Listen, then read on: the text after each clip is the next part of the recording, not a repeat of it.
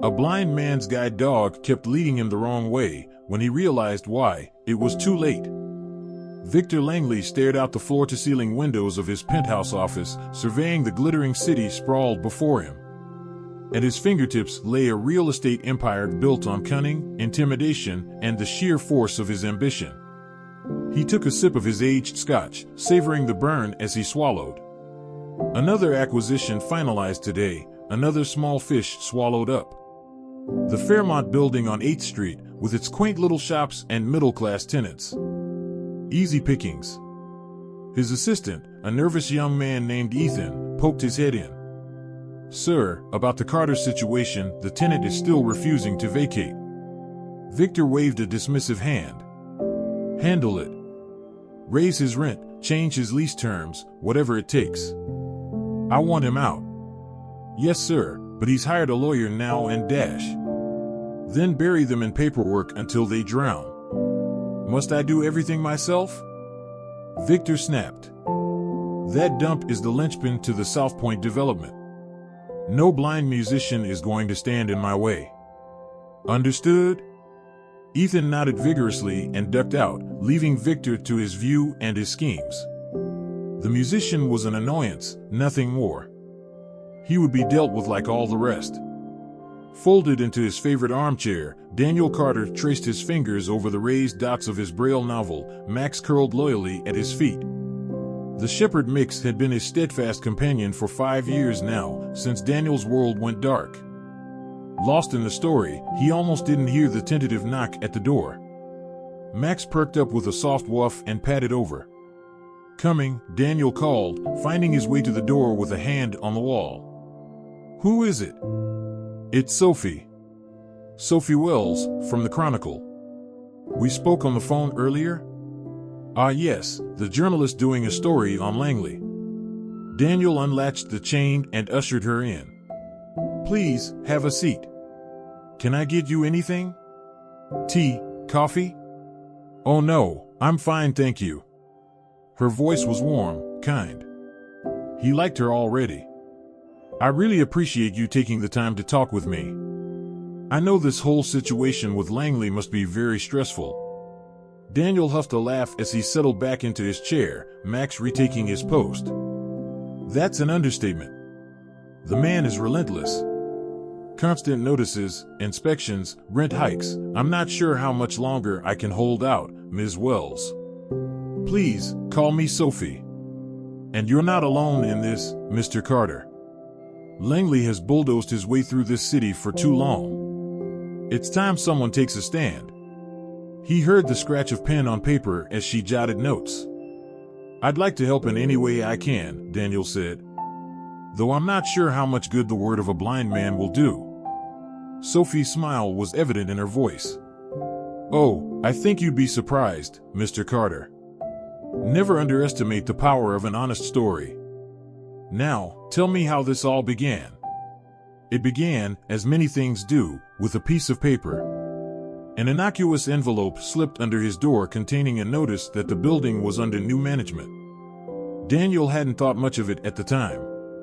Then came the inspectors with their curt questions and clipboard scribbles. City ordinances he'd never heard of cropping up overnight. Max whined at his feet as he fielded yet another call about some Picayune lease violation. His savings dwindled as fast as the rent climbed.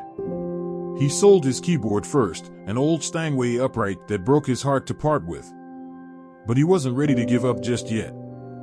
This little apartment, with its perfect acoustics and creaky floorboards that mapped his path, was the only home he had left.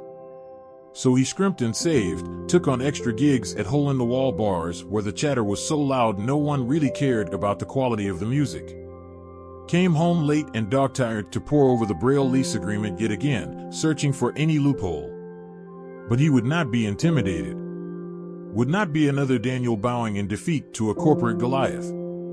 Not without a fight. When the sightless begin to dream, it's not in color or light but texture, scent, the slip-slide brush of fabric and Max's fur under his fingers.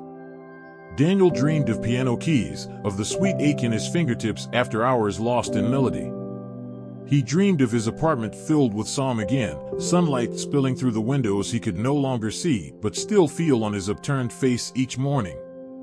Of walking Max through the neighborhood, greeting the folks who always had a kind word and a scratch behind the ears for his canine companion. Sometimes he dreamed his sight had returned, the world a dazzling wash of color, brighter and more beautiful than he remembered. Those were the dreams he woke from with tears on his cheeks, Max nosing at him in concern. Because as much as Daniel fought, as hard as he clung to hope, a small, insidious voice whispered that it was futile. That he was a fool tilting at windmills, bound to be swept aside by the soulless forward march of greed and so-called progress. No, he would tell himself firmly on waking, burying his fingers in Max's ruff. No, he would not give in to despair. Not now, not ever. He would hold fast and trust that fighting for what was right was never a lost cause. Even if he couldn't see the way forward, he had to believe there was a path. But believing was hard some days. And he was so very, very tired. Lost in thought, Daniel almost tripped over Max as the dog took an abrupt turn down a street they never traveled. Max, no. Home is this way, bud. But Max kept pulling, whining when Daniel tried to correct him. This has been happening more and more lately. Max leads him astray, stopping randomly at street corners or building stoops as if he was trying to show Daniel something important. Daniel sighed, giving in and letting Max guide him along the unfamiliar path. All right, boy, I trust you. But this better not be about chasing squirrels again. After a few minutes, Max halted and plopped down with a groan, apparently having reached his intended destination. Curious, Daniel sniffed the air. Newsprint and coffee grounds, the yeasty warmth of freshly baked bread. Dimly, the sound of clicking keyboards and muted conversations. Where have you led us this time, Max? Daniel muttered. The dog just yawned and wagged his tail. Then a door chimed open and a voice Daniel recognized said, Mr. Carter. I thought that was you. What on earth are you doing outside my office? Sophie. This must be the Chronicle building. But how had Max known to come here? And why? Before he could venture a confused guess, Sophie was ushering him inside. This is perfect timing, actually. I've made some headway on the Langley story and could really use your input. Come on, I'll introduce you to the team. The Chronicle building buzzed with activity as Sophie led him through the maze of cubicles, Max a steady presence at his side. The whole place smelled of stale coffee and the unique stress musk of too many journalists crammed into too small a space. Guys, this is Daniel Carter, one of Langley's current tenants and a key source for the story, Sophie announced as they entered a small conference room. Daniel, meet Marcus Reed, our resident legal expert, and Kayla Vaughn, was investigative reporter. Handshakes were exchanged as Daniel sank into a creaky folding chair, Max curling up at his feet. A pleasure to meet you all, he said. Though I have to admit, I'm not quite sure what I'm doing here. Or how I can really help crack this story. Marcus chuckled. Never underestimate the impact of a personal testimony, Mr. Carter. Langley thrives in the shadows, shining a light on how his machinations affect real people, good people like yourself. That's how we'll get the public on our side. It's all about exposure, Kayla chimed in, her fingers clacking away at a laptop keyboard.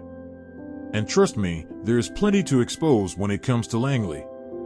Shell corporations, bribery, tax dodging, the man's one legal loophole away from being a full-fledged comic book villain. Sophie patted Daniel's shoulder. What we need from you are the details. A first-hand account of the tactics he's using to try and force you out.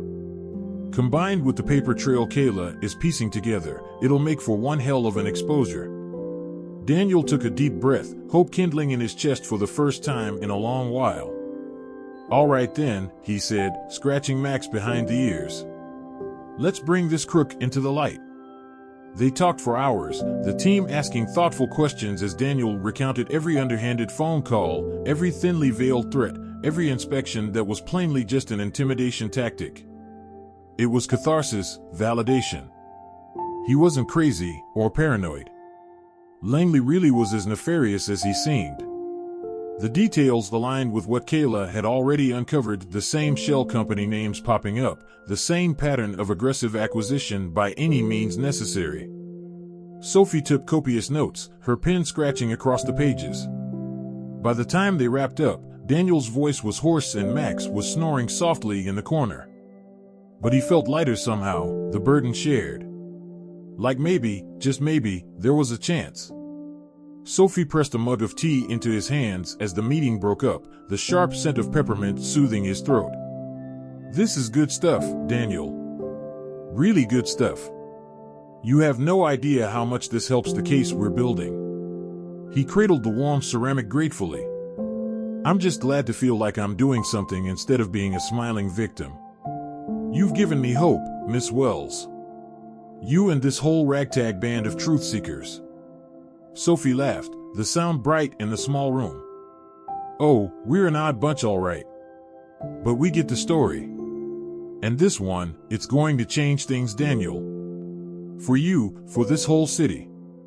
I can feel it." He sipped the bracing tea and prayed that she was right. It had been so long since he'd allowed himself more than desperate, grasping hope. To think there might be true light at the end of this tunnel. Beside them, Max chuffed in his sleep, paws twitching like he was dreaming of chasing down leads. Daniel smiled. With friends like these, maybe even blind musicians stood a fighting chance. Marcus Reed was used to poring over contracts, untangling the labyrinthine knots of legalese that men like Victor Langley used to strangle the common citizen. It was his bread and butter when he was still a hotshot corporate attorney, before he abandoned the glass tower for a grimy journalist's cubicle. But even his well-trained eyes were starting to cross from staring at the dense walls of 10-point text. He scrubbed a hand across his face, the rasp of stubble loud in the after-hours hush. Across the desk, Kayla yawned into her fourth cup of coffee, blinking clearly at her own stack of files. "You know, when I left Baxter and Bain to expose greedy tycoons, this is not how I pictured spending my Friday nights," he groused. Kayla snorted. "What did you expect? Wiretaps and shadowy informants in underground garages? This is gumshoe work, old man. Even you've got to get your hands dirty sometimes." He threw a crumpled post-it note at her, which she dodged with a laugh. "I'm not afraid to get dirty, whippersnapper. I'm just more accustomed to my dirt being metaphorical." She rolled her eyes, but flashed him a fond smile. They'd been mismatched partners for 2 years now, the gruff ex-lawyer and the perky millennial reporter, but damned if they didn't break open more scandals than the rest of the newsroom combined. Kayla shuffled her stack into some semblance of order. "Well, the dirt is most definitely literal in these files. The mold complaints alone violate about 30 city housing regs." Marcus grabbed a folder labeled Fairmont Building, Carter D, Unit 3B, his gaze sharpening as he skimmed the list of grievances and lease violations. "This is it. This is the one that will snare the old fox. Look at this, he's basically constructing a building code violation to evict the poor guy. Even the judges in Langley's pocket would balk at this." He brandished the file triumphantly as Kayla fluttered around to peek at the relevant passages. "Looks like we'll be making that Friday night deadline after all, Reed. Sophie's going to flip when she sees this." "Not as hard as Langley will when it hits the front page," Marcus said with grim satisfaction. "It's all coming together now. That Goliath is going down. If you had told him even a year ago that the key to toppling a real estate empire would come from a blind musician and his dog, he would have laughed in your face. But that was the thing about doing this job, about fighting for the little guy. Help came from the most unexpected places." He couldn't wait to see the look on that smug bastard's face when the truth finally came to light. It was going to be a beautiful day in the neighborhood indeed.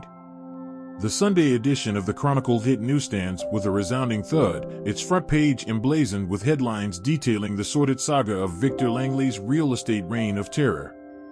The man himself was noticeably absent from his usual haunts, no doubt scrambling to shore up the suddenly crumbling foundations of his empire. In his unassuming apartment, Daniel Carter kept the TV tuned to the local news, listening raptly as an unprecedented flood of evidence poured forth from Langley's former victims' wrongful evictions.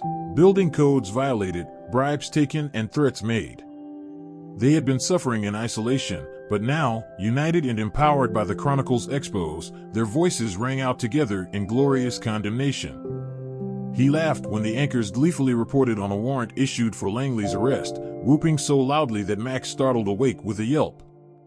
"We did it, boy," Daniel crowed, ruffling the dog's fur exuberantly. "We brought that monster down." Because that's what it felt like in the small, bursting space behind his ribcage. Like David with his sling. Like every underdog who ever stared down a giant and refused to blink. All his life, he'd been dismissed, discounted. Poor blind Daniel, charity case, acceptable casualty. Not anymore. Now he was Daniel Carter, linchpin, catalyst, a name forever tied to the fall of the mighty Victor Langley. Now he was the man who sparked a revolution with the help of a dogged journalist, a muckraking lawyer, a brilliant young reporter, and one very peculiar pup. As if sensing his thoughts, Max butted his head against Daniel's palm. On a whim, he grabbed his phone from the coffee table and commanded, "Call Sophie Wells, mobile." It rang twice before her breathless voice sounded over the line, nearly drowned out by a cacophony of celebration in the background. "Daniel, are you seeing this?" "Well, not seeing, but you know what I mean. We did it." He laughed, feeling lighter than he had in years. "I know. I can't believe it. You, all of you, I can never repay what you've done. You've saved more than just my home. You've saved my hope." Sophie's voice softened. "We all saved each other, I think. You gave me the chance to make a real difference. To be the journalist I always dreamed of being." The noise behind her crescendoed and she half shouted, "Listen, we're all getting together at Mulligan's pub to celebrate properly. I'll send an Uber to come get you, on the Chronicle's dime of course. No arguments." "I wouldn't dream of it," Daniel replied, the grin on his face starting to make his cheeks ache. "Max and I will see you soon." He ended the call as Max thumped his tail on the floor, no doubt sensing an impending adventure. For the first time in a long, long time, Daniel found himself looking forward to the future. To morning walks with Max and nights playing piano at the pub and God, maybe even dating again someday. A whole life, ripe with possibility, that he'd thought lost to Langley's ruthless machinations. Whistling a jaunty tune, he set about getting ready to meet his friends, his heroes. "Come on, Max," he called over his shoulder. The celebratory mood at Mulligan's pub was infectious, joyous laughter and clinking glasses filling the air. Daniel basked in it, feeling the months of tension and fear melt away as he nursed a pint in a corner booth with his newfound friends and allies. Sophie had given him a fierce hug upon arrival, whispering a choked thank you in his ear before ushering him to their table. Max curled contentedly at his feet while Kayla regaled them all with tales of her past exploits, her hands waving so animatedly that Daniel could almost see the scene she painted. Marcus chuckled at a particularly improbable anecdote. "I think you're embellishing just a bit there, Bernstein," he teased, using the affectionate nickname he'd bestowed upon the young reporter. "Ah, let the kid have her moment," Daniel said, feeling a rush of fondness for these virtual strangers who now felt as vital to him as his own heartbeat. "God knows she's earned it after the months of digging she put in." "We all have," Sophie said, raising her glass in a toast. "To truth, justice, and taking down entitled assholes." "Here, here," they chorused, glasses clinking merrily. As the night wore on in a happy blur, Daniel found himself pulled aside by Marcus. "Listen," the lawyer said, clapping a warm hand on his shoulder, "I know we got the bad guy and all, but if Langley or any of his cronies give you even a hint of trouble going forward, you call me. Day or night. I've got your back." Throat suddenly tight, Daniel could only nod. "Thank you," he managed after a moment. "For everything. I was ready to give up before you all came along."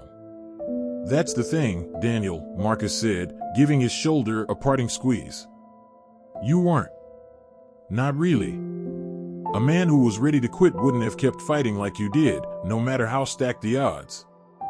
You've got steel in you. Don't forget that. As the pub door closed behind him hours later, Max a warm weight against his side, Daniel breathed deeply of the crisp night air. Marcus was right. He had steel in him, in his spine and in his resolve. And God help any Goliath who tried to make him bend. Victory, as it turned out, was a complicated beast, exhilarating and vindicating, but also exhausting, shot through with a bittersweet ache.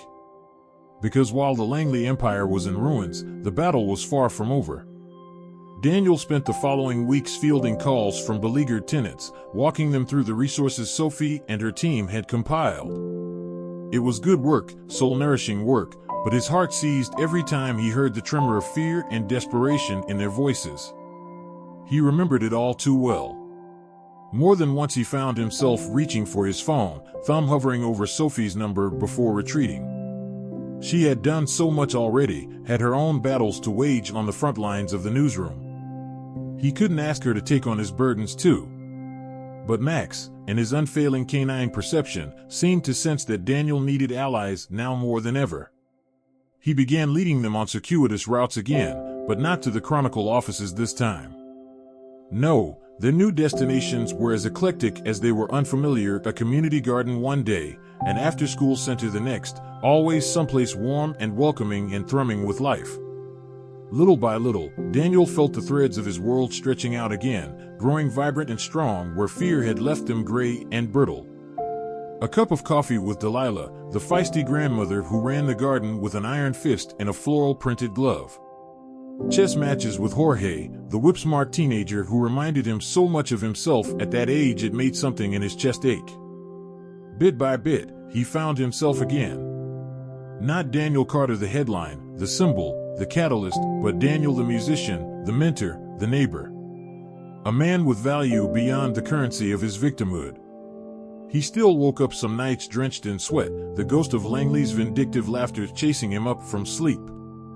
But then Max would huff soothingly and plop his heavy head on Daniel's chest, grounding him in the warm dark. And Daniel would remember that the giant was gone, felled like so many before him by men and women who refused to be small. He was building something, he realized, there in the steadying thump of Max's heartbeat beneath his palm. Something bigger and brighter and more enduring than an empire of glass and greed.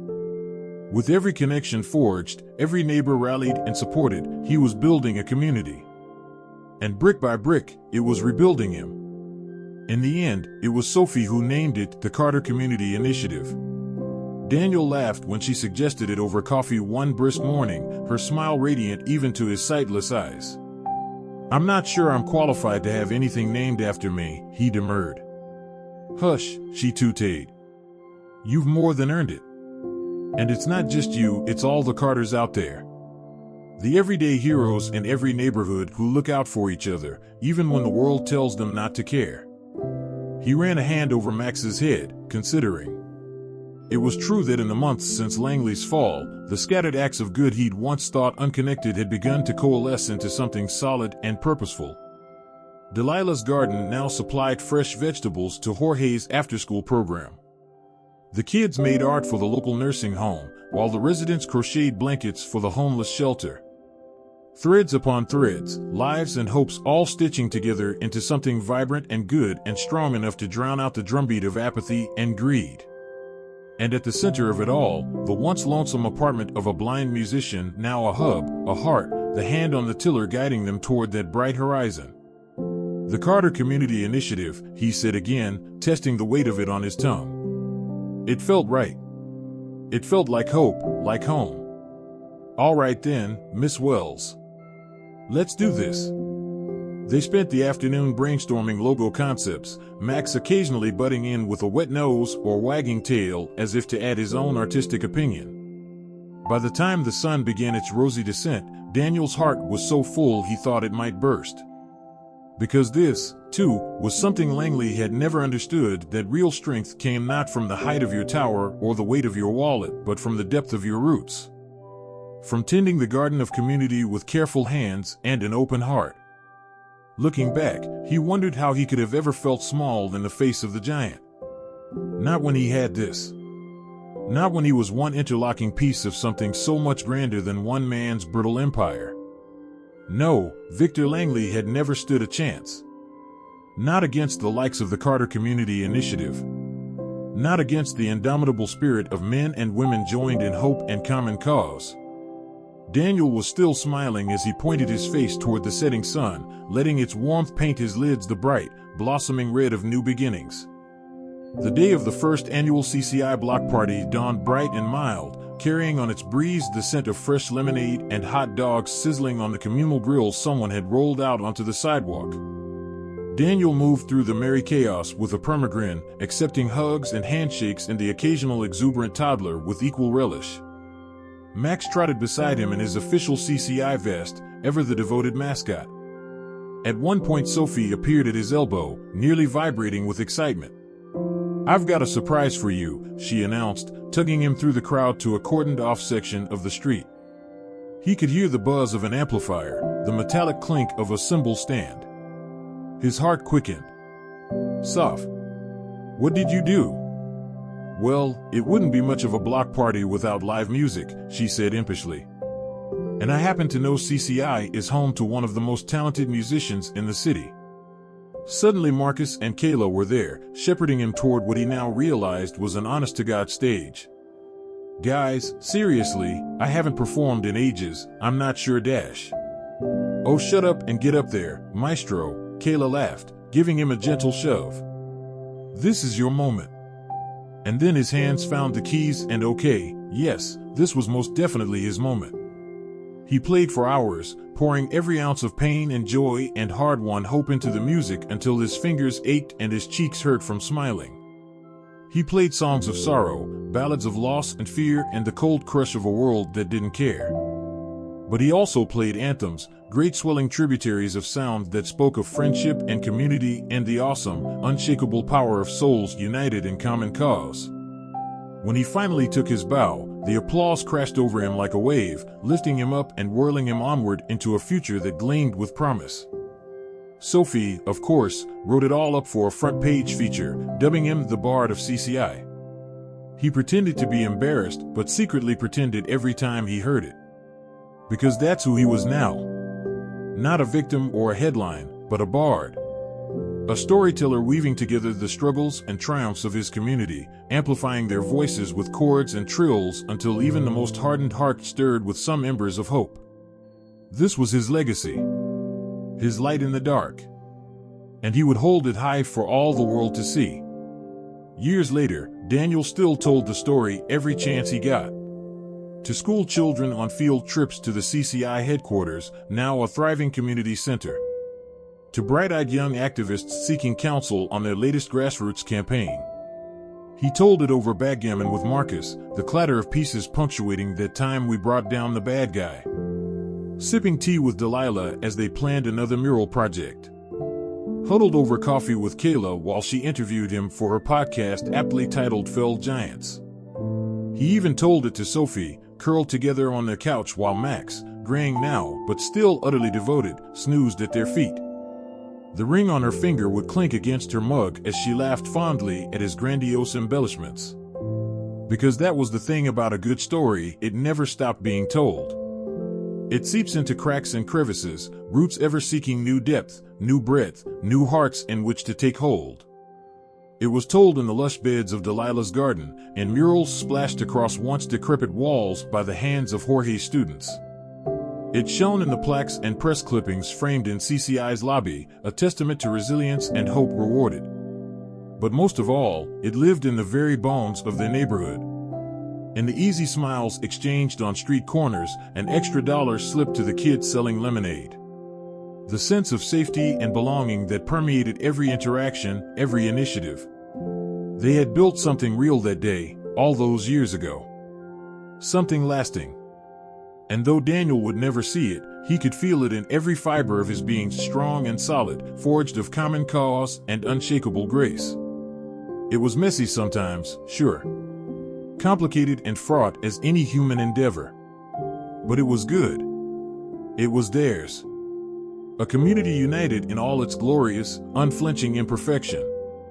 And when he ran his fingers over the fading words of that long-ago headlined blind musician Fell's Real Estate Goliath, he no longer felt the sting of reduction, of being collapsed to a two-dimensional symbol. No, he felt only pride. For he knew that it was never really about him. It was about them, all of them, standing tall together. 1,000 stones in a single sling. Victor Langley never saw them coming. But history would remember. When the giants fell, it was at the hands of communities. The Davids with their pebbles and their faith, ever reminding the world that no Goliath was beyond toppling. And so the story would be told, again and again, a clarion call of hope to all who heard it. To stand tall. To stand together. To slay giants.